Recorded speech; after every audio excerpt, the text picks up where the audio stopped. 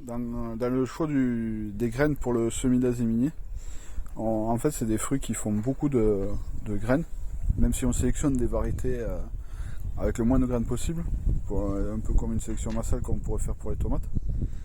On a quand même toujours une grande proportion de graines. Bon, il y a quand même une vraie différence entre les fruits sélectionnés et les fruits non sélectionnés au niveau du taux de graines. Et le but c'est de vraiment, d'année en année, sélectionner les variétés qui ont le moins de graines et le plus de chair. Il y a vraiment des variétés avec beaucoup de graines. Et du coup, après la récolte des graines, on fait aussi un choix de graines. Parce qu'il va y avoir, dans les fruits, il va y avoir des petites graines. Alors celles-là germeront, il n'y a pas de souci, mais elles donneront souvent des petits plants rachitiques. Et après il y a les graines plates.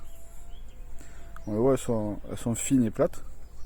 Alors celles-là, elles donneront des plants un peu plus gros, mais je trouve que c'est galère au semis, parce qu'elles ont tendance à se retourner avec le germe, et du coup elles font ce qu'on appelle des cols de cygne, et c'est pas beau, ça fait pas des plants bien droits qu'on peut greffer et vendre aux clients.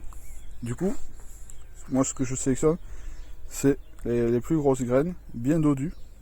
On le voit, au niveau de l'épaisseur, elle est plus épaisse, et elle a une forme plus comme une dragée. Et du coup, au niveau de la taille, on est bien plus gros que les petites, et au niveau des autres qui sont plates, sont beaucoup plus fines.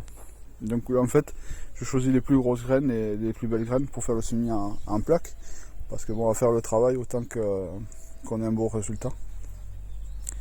Et c'est ce type de graines qui donne les plus beaux résultats. Avec ça, on va avoir une grosse différence. En deuxième année, on va avoir un plant qui est pratiquement déjà greffable, contrairement aux autres.